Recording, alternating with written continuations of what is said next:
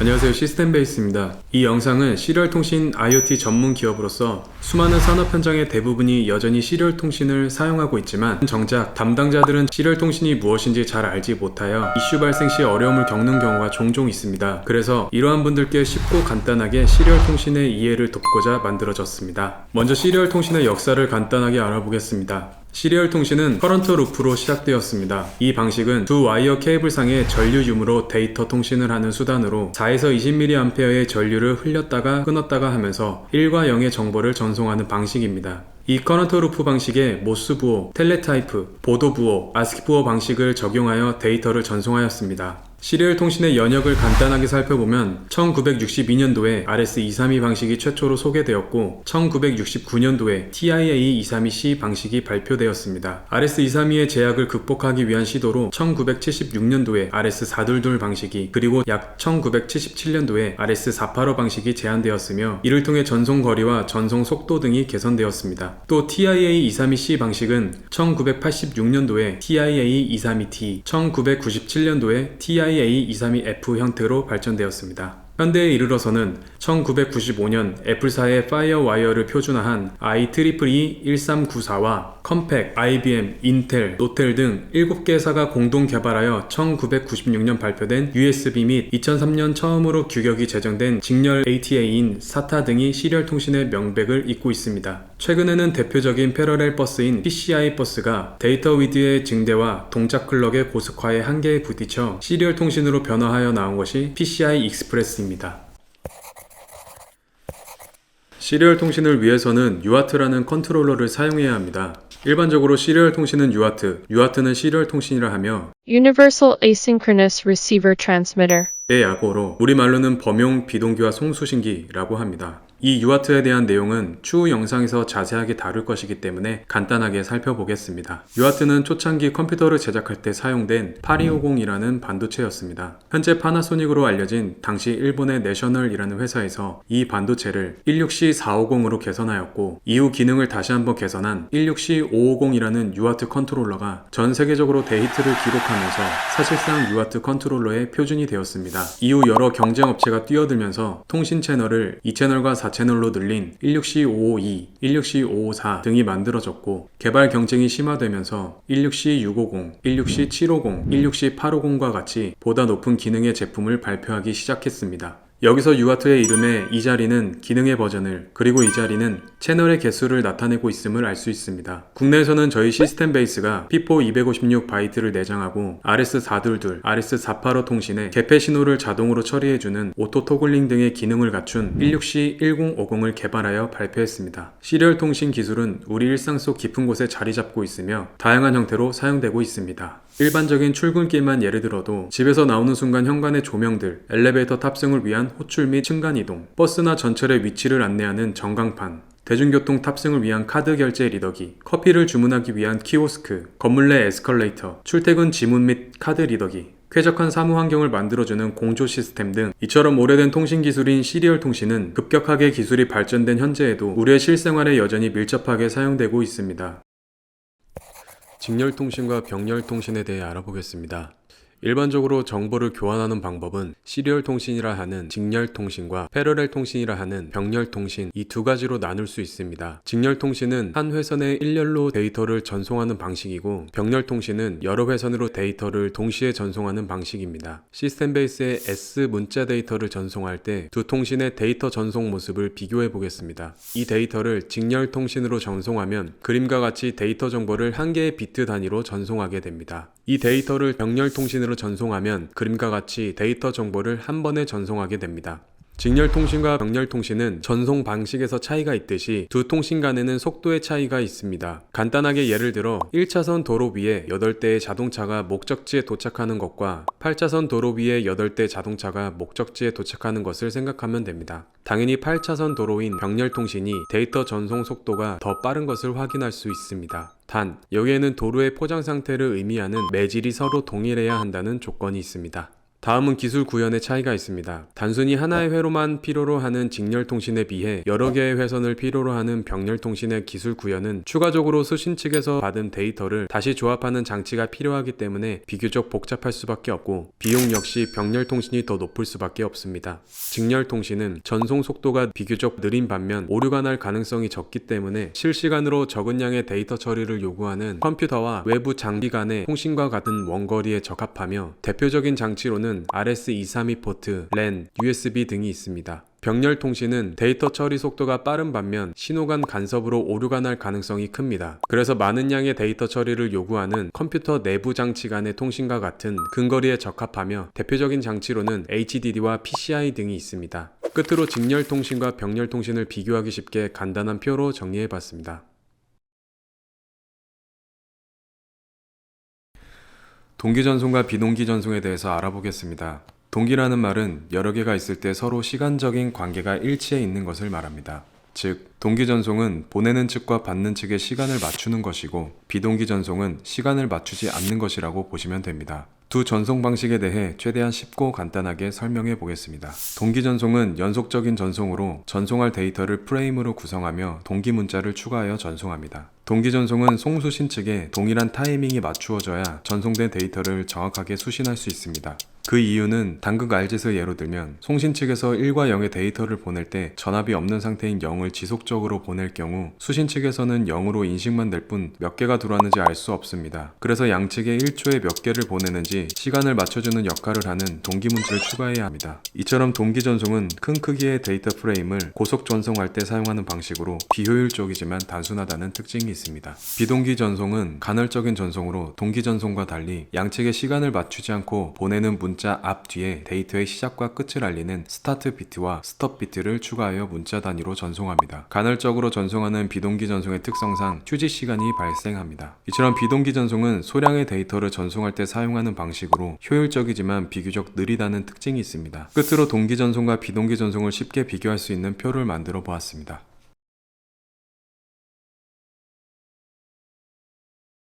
전송 방향에 따른 통신 분류에 대해서 알아보겠습니다. 통신은 전송 방향에 따라 단방향 통신, 반이중 통신, 전이중 통신 이 세 가지로 구분됩니다. 단방향 통신은 통신 채널을 통하여 한쪽 방향으로만 데이터를 전송하는 방식으로 송수신 측이 미리 고정되어 있으며 대표적인 예로 TV나 라디오가 있습니다. 반이중 통신은 하나의 회선을 통하여 송신과 수신을 교대하는 방식으로 양방향 데이터 전송을 가능하게 하는 통신 방식입니다. 동시에 송신하게 되면 전송로에서 충돌이 발생하는 특징이 있으며 대표적인 예로 무전기가 있습니다. 전이중 통신은 송신과 수신 회선이 따로 있어 양쪽에서 동시에 송수신이 가능한 통신 방식입니다. 데이터를 동시에 전송해도 충돌이 발생하지 않아 편리하고 성능이 좋으나 회선 구축 비용이 많이 드는 단점이 있으며 대표적인 예로 전화기가 있습니다. 다음으로 데이터 통신 시스템의 구성에 대해서 알아보겠습니다. 데이터 통신은 데이터 처리와 데이터 전송을 합친 것을 말하며 시스템은 필요한 기능을 실현하기 위하여 관련 요소를 어떤 법칙에 따라 조합한 집합체를 말합니다. 데이터 통신 시스템은 이러한 데이터 통신과 시스템이 결합된 개념이라고 보시면 됩니다. 데이터 통신 시스템은 크게 데이터 전송계와 데이터 처리계 이 두 가지로 구성됩니다. 데이터 전송계는 통신 채널 양 끝단에 위치하여 데이터를 처리하는 데이터 단말 장치인 DTE, 데이터 전송 회선에 속하는 아날로그와 디지털 신호를 변환하는 신호 변환기인 DCE와 신호가 전송되는 통로인 통신 회선, 그리고 송수신된 자료를 제어하는 통신 제어 장치인 CCU로 구성되어 있습니다. 여기서 DTE와 DCE는 RS-232 방식의 케이블링하는 부분에서 중요한 역할을 하므로 꼭 인지하고 있어야 합니다. 데이터 처리계는 단말 장치에서 전송된 자료를 처리하는 장치인 컴퓨터가 있으며 컴퓨터는 하드웨어와 소프트웨어로 구분할 수 있습니다. 끝으로 데이터 통신 시스템의 구성을 한 번에 볼 수 있도록 구성도와 표로 만들어 보았습니다.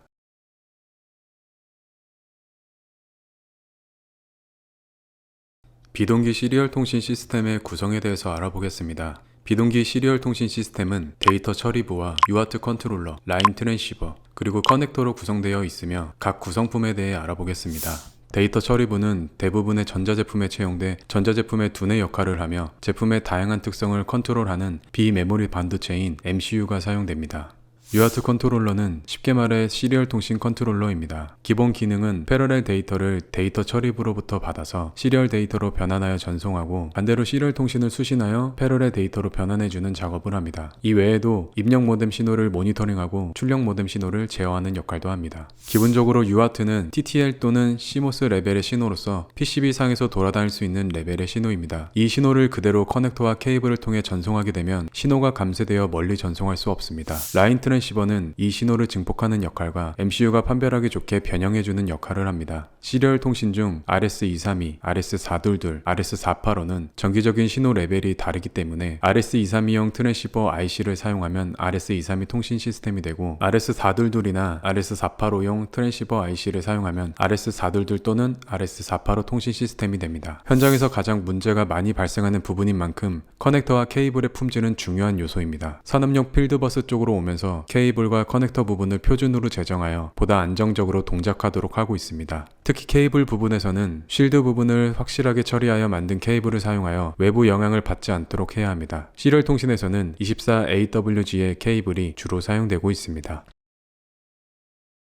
RS232는 1963년 처음 소개된 이후 굉장히 많이 그리고 널리 사용되는 시리얼 통신 방식으로 미국 전자산업협회에서 표준화한 DTE 및 DCE 간의 규격입니다. 일반적으로 DTE는 우리가 흔히 사용하는 PC이며 DCE는 모뎀이라고 생각하면 편합니다. DTE와 DCE에 대한 보다 자세한 내용은 시리얼 통신 5강을 참고해 주시기 바랍니다. RS232는 통상 컴퓨터와 터미널 또는 컴퓨터와 모뎀 등 컴퓨터와 다양한 기기와의 1:1 접속에 사용됩니다. RS232는 GND 신호를 기점으로 보다 크면 0이고 보다 작으면 1을 나타내는 방식입니다. 통신거리는 통신 속도에 따라 다르지만 일반적으로 20kbps에 15m 이하이며 커넥터는 표준 사양으로 DB9과 DB25 단 두 가지 형태로만 존재합니다. 그림과 같이 RS232는 총 9개의 핀으로 구성되어 있으며 각 신호선의 기능을 표와 함께 그림으로 알아보겠습니다.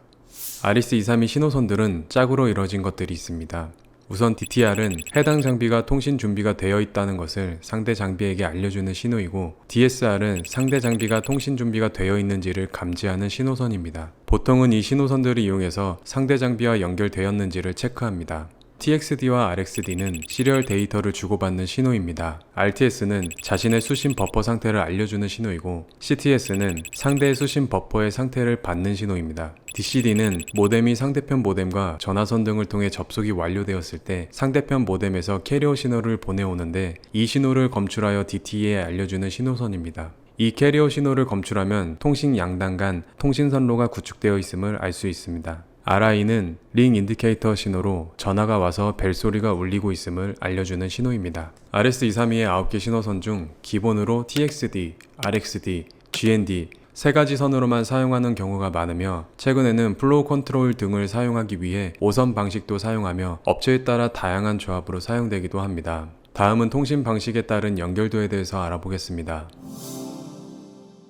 DTE와 DCE 간 연결인 경우 풀 시그널 통신이 이루어지며 연결도는 다음과 같습니다. DTE와 DTE 간 연결의 경우 3선 통신 또는 5선 통신을 많이 사용하며 그림과 같이 그 외의 변칙 연결도도 많이 사용하고 있습니다.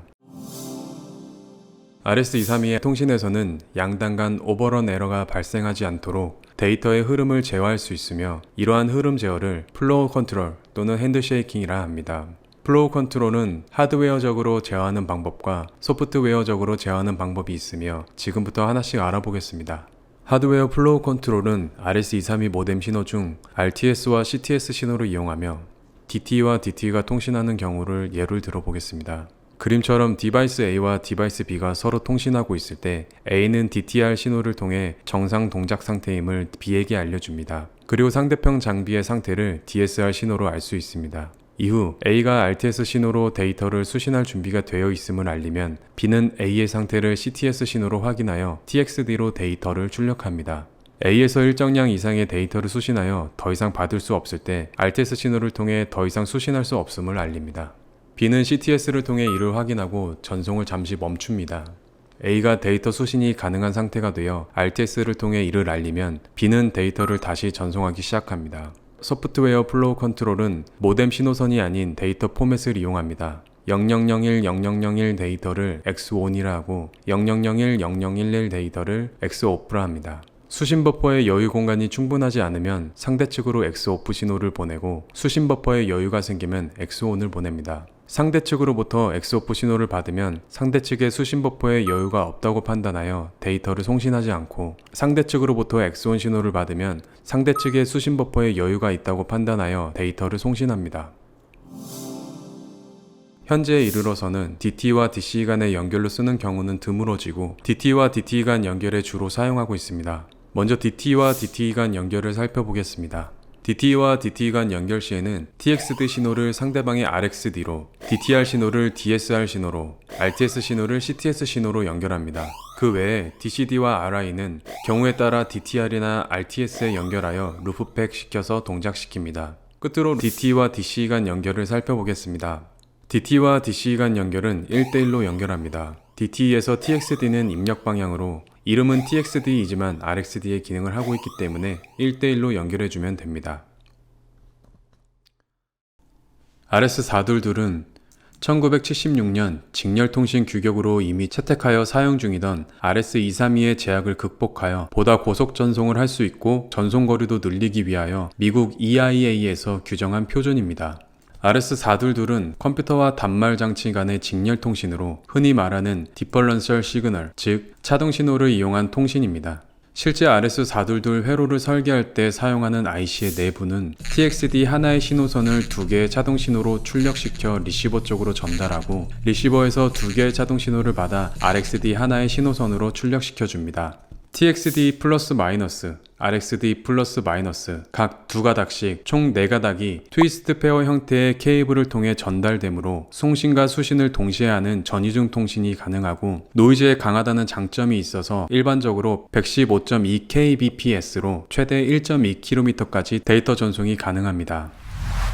RS422의 경우 정기적인 신호 사양만 규정이 되어 있고 기계적인 커넥터 사양이나 핀 사양은 따로 규정되어 있지 않습니다. 이로 인해 업체마다 별도의 핀 사양이 달라서 케이블링 작업 시 항상 매뉴얼을 참고하여 작업해야 합니다.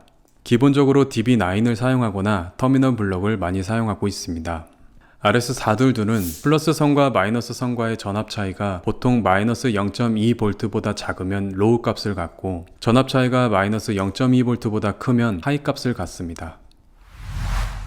RS422에는 1대1 통신이라 불리는 포인트 투 포인트 모드와 1대-N으로 불리는 멀티 드랍 모드, 이렇게 두 가지 동작 모드가 있습니다. 포인트 투 포인트 모드는 버스상에 두 대의 마스터가 존재하며 원할 때 언제든지 송수신이 가능한 풀 듀플렉스 통신 방식입니다. RS232에서 케이블 길이만 1.2km까지 늘려놓았다고 생각하면 이해하기 편합니다. 이로 인해 프로그램에서 별도의 처리가 없이도 문제없이 통신할 수 있습니다.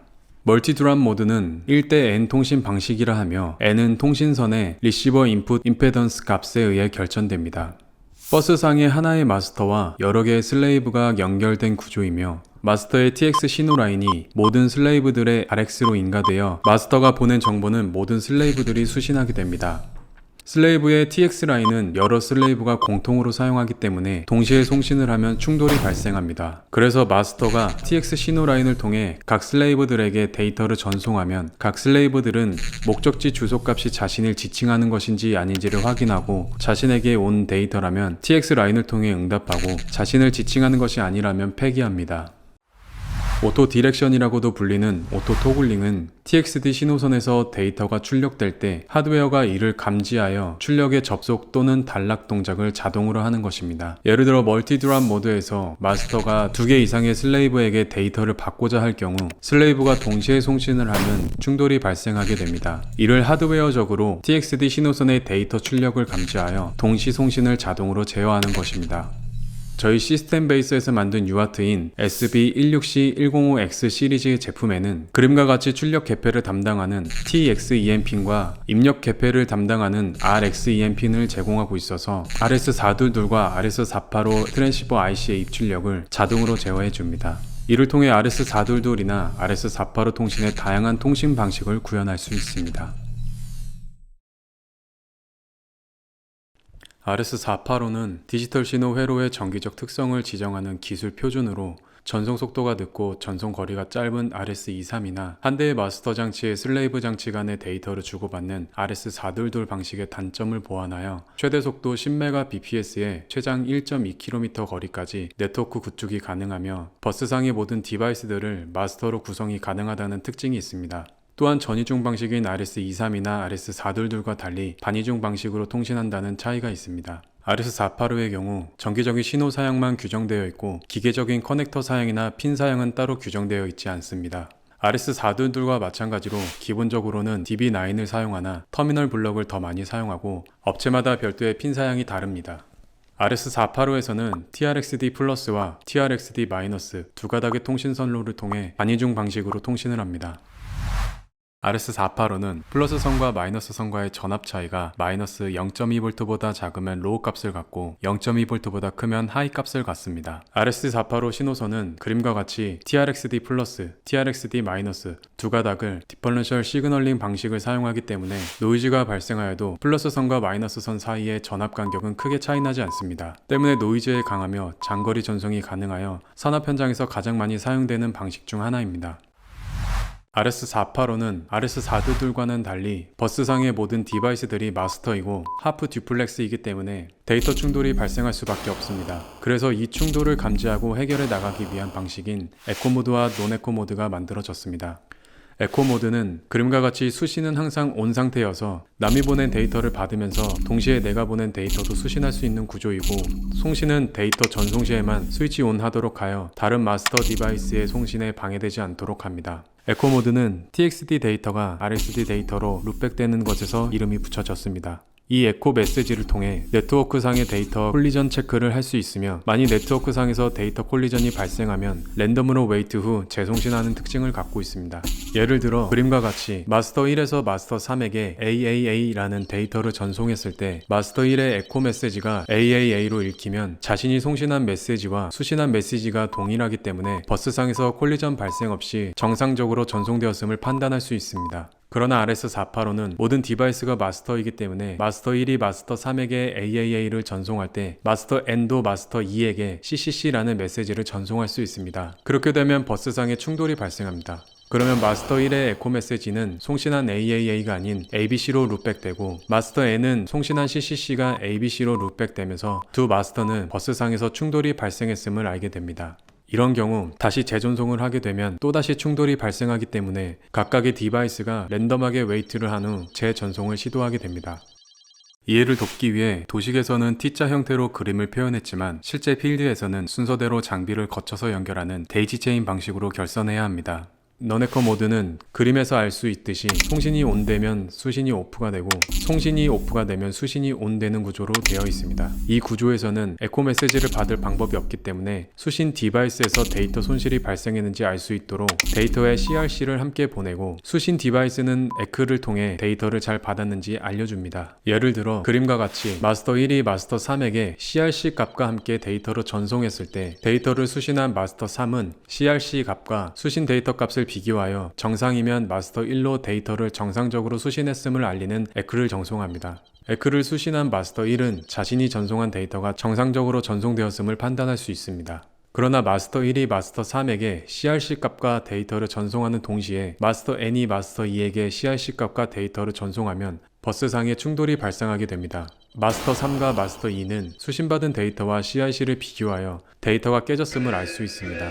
이때 마스터 3과 마스터 2는 에크를 보내지 않습니다. 데이터를 전송한 마스터 1과 마스터 N은 수신 디바이스로부터 일정 시간 동안 에크가 오지 않으면 데이터가 손실되거나 깨졌음을 판단하고 재전송을 실시합니다. 노네코 모드 역시 마찬가지로 실제 필드에서는 T자 형태가 아닌 데이지 체인 방식으로 결선해야 합니다.